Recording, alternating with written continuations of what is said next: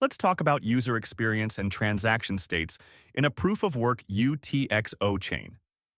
In the classic approach, there are only two transaction states, unconfirmed and confirmed. For a seamless user experience, this is not enough.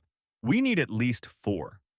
Let's look at an Ergo to Dexi Gold swap as an example. We exchange Ergo for one Dexi Gold.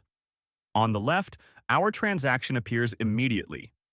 At the same time the wallet opens, we sign and send the transaction.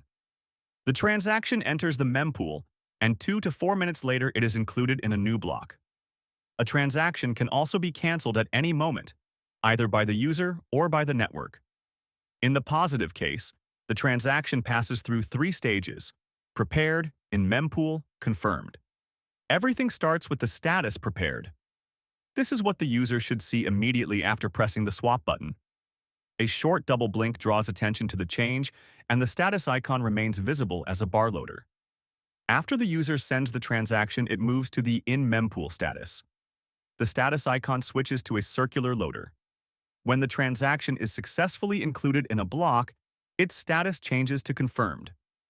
The transition is accompanied by a double blink with green highlighting, and the icon turns into a check mark. Now let's examine all the cases where a transaction changes to the cancelled status. First, the user cancels the transaction in the wallet. Second, the user signs and sends it, but it is rejected by the mempool.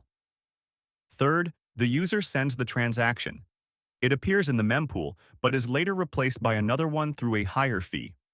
Fourth, the transaction is in the mempool, but its input box becomes invalid. Fifth, after the transaction enters a new block and receives the confirmed status, a block reorganization occurs. Any transition to the cancelled status is accompanied by a shake animation with red highlighting, and the icon switches to a cross. Thank you for watching. Always remember to provide real-time feedback to your users.